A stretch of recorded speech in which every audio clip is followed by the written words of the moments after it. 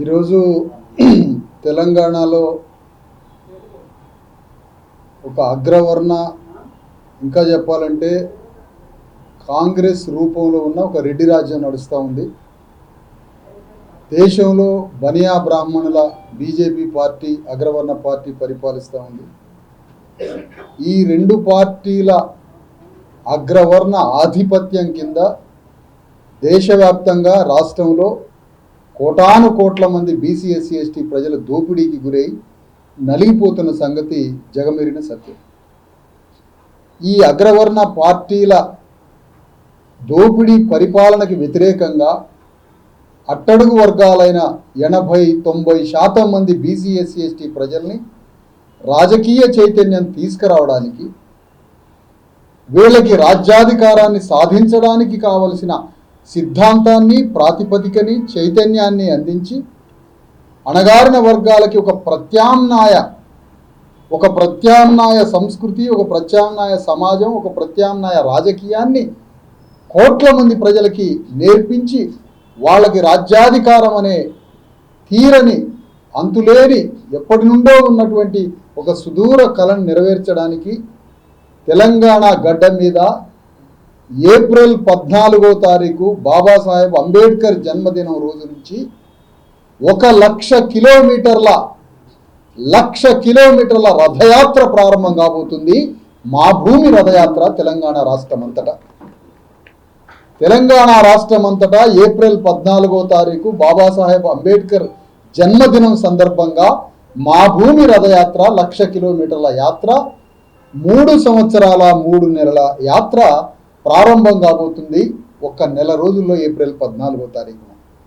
ఈ యాత్ర 3 సంవత్సరాల 3 నెలలు 2025 ఏప్రిల్ 14న ప్రారంభమయ్యే ఈ యాత్ర 2028 జూలై 11 వరకు ఈ యాత్ర సుదీర్ఘంగా కొనసాగుతుందని మీకు ఈరోజు కాన్షీరామ్ జయంతి సందర్భంగా మార్చి 15వ తారీఖు రాజ్యాధికారానికి చిహ్నమైన కాన్షీరామ్ జయంతి ఈరోజు కాబట్టి ఈ రథయాత్రని మీ అందరి ముందు ప్రకటించడానికి ఈరోజు ప్రెస్ మీట్ ఏర్పాటు చేయడం జరిగిందని మీ అందరికీ తెలియజేస్తాను.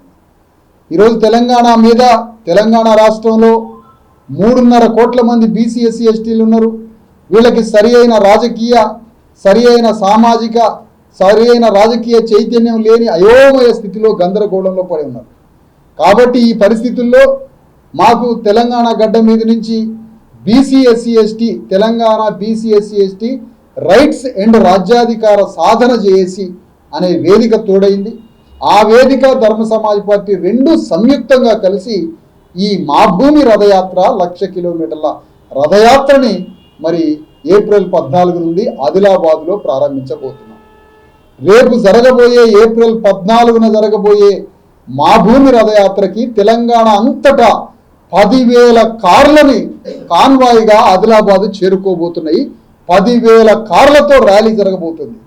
10,000 కార్లు ఆదిలాబాద్ చేరుకొని యాత్రని ఒక 10 కిలోమీటర్లు సాగనంపి యాత్రని ఆశీర్వదించి రాష్ట్రంలో నుండి ఉండేటువంటి వేలాది మంది party, SC ST BC rights and రాజ్యాధికార సాధన జేఏసీ తరఫున 10,000 కార్ల ద్వారా అక్కడికి వచ్చి మమ్మల్ని ఆశీర్వదించి యాత్రని సాగనంపుతారు రేపు ఏప్రిల్ 14. ఈ యాత్ర ద్వారా మేము ఒకటే చెప్పాలనుకుంటున్నాం, కులగణన లెక్క తేలింది. ఎక్కడైనా లెక్క తేలినప్పుడు పంచాయతీ తెగాల్సిందే. లెక్క తేలింది. కులగణన అనే సూత్రాన్ని రాహుల్ గాంధీ రాజ్యాంగ స్ఫూర్తిగా కులగణనని ఈ దేశం ముందు పెట్టిండు. అది మతానికి విరుగుడుగా తెచ్చిండా, బీజేపీ నాశనం కాడని తెచ్చిండా మాకు అనవసరం. రాజ్యాంగ స్ఫూర్తితో కులగణన సిద్ధాంతం తీసుకొచ్చిండు. తెలంగాణలో కులగణన సర్వే జరిగింది. సరే, 1% అటో ఇటో మొత్తానికి లెక్కలు బయటికి వెళ్ళినాయి. ఏమైనా బయటికి వెళ్ళినాయి? 5% రెడ్లు లేరని తేలింది. 1% లోపు వెలమలు లేరని తేలింది.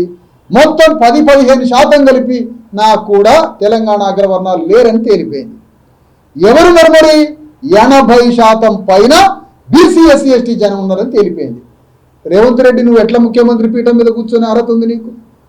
ఇమ్మీడియట్గా నువ్వు తీసుకొచ్చిన కులగణన సిద్ధాంతం ప్రకారమే, నీ పార్టీ అధినాయకుడు రాహుల్ గాంధీ తీసుకొచ్చిన ప్రాతిపదిక కులగణన సిద్ధాంతం ప్రకారమే రాజకీయ అవకాశాలు, సంపదను డిస్ట్రిబ్యూట్ చేయడం, సమాజంలో ఉన్నటువంటి అన్ని స్థానాల్లో ఈ కులగణన ప్రకారమే ప్రజలకి ఆయా కులాల చొప్పున ఈ సంపదని, రాజ్యాన్ని, రాజకీయ భాగస్వామ్యాన్ని పంచుతాము అని కులగణన సిద్ధాంతాన్ని మీరు చెప్పిండ్రు కదా. మరి కులగణన లెక్క తేలింది, 100 కోట్ల రూపాయలు ఖర్చు పెట్టి లెక్క తేల్చిండ్రు. ఈ లెక్కలో 5% రెడ్లు లేరని తేలింది, 80% బీసీ ఎస్సీ ఎస్టీలు ఉన్నారని తేలింది. అందులో అత్యధిక జనాభా మాదిగ జనాభా ఉందని తేలింది. అత్యంత ఎక్కువ జనాభా, అత్యంత పేదరికంలో ఉన్నది మాదిగ జనాభా అని మీ లెక్కల్లో తేలింది. అక్కడి నుంచి మొదలుకొని బీసీ ఎస్సీ ఎస్టీలంతా 80% ఉన్నారని తేల్చింది కదా. ఇక రేవంత్ రెడ్డి ఆ ముఖ్యమంత్రి పీఠం మీద కూర్చొనే అర్హత ఎక్కడి నుంచి ఉంది నీకు అర్హత? నువ్వు ఇమీడియట్ గా సింహాసనం నుంచి ఖాళీ చేసి నీ రాజ్యాన్ని బీసీ ఎస్సీ ఎస్టీలకు ఒప్పజెప్పు అని ఈ సందర్భంగా మీ ద్వారా ఈ వేదిక నుంచి నేను రాష్ట్ర ప్రభుత్వాన్ని డిమాండ్ చేస్తున్నా, రాహుల్ గాంధీని కూడా డిమాండ్ చేస్తున్నాం. లేదంటే మీ కులగణన సిద్ధాంతం అంత బూటకపు సిద్ధాంతం, అంత మాయా సిద్ధాంతం ప్రపంచంలో ఇంకొకటి లేదని రేపు ప్రజల్లోకి పోయి ఈ రథయాత్ర ద్వారా ఇది కులగణన కాదు, ఇది రాజకీయ కులగణన అని మేము అక్కడ ప్రజల ముందు బాహాటంగా మీ దోషత్వాన్ని ప్రజలకు తెలియజేస్తాం. అందుకని మేము ఒకటే కోరుతున్నాం, మీరు మీ లెక్కల ప్రకారం ఎక్కడైనా లెక్కలు తేలినాక పంచాయతీ క్లియర్ అయిపోద్ది, కానీ పంచాయతీ తేలలేదు, పంచాయతీ తెగలేదు.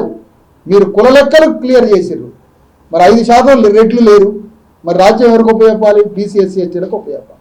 ఇమీడియట్గా ఈ ప్రభుత్వాన్ని బీసీ ఎస్సీ ఎస్టీలకు ఉపయోగపడి మాయ చేసి మంత్రాలు చేసి మీరు రాజ్యానికి వచ్చారు. 420 హామీలు ఇచ్చారు, ఒక్కటి కూడా అందులో అమలు కాలే. బస్సులలో తిరగడం తప్ప ఏ ఒక్క హామీ అమలు కాలే. అందుకనే రేవంత్ రెడ్డి అనే రియల్ ఎస్టేట్ బ్రోకర్, ఇతను ముఖ్యమంత్రిగా ఉండే అర్హత లేని రియల్ ఎస్టేట్ బ్రోకర్ పనిచేసే బ్రోకర్గా మారింది తప్ప ఇతను ముఖ్యమంత్రిగా పరిపాలించే రాజనీతి లేని భూ వ్యాపారం చేసి ఒక రియల్ ఎస్టేట్ వ్యక్తి ఇతను.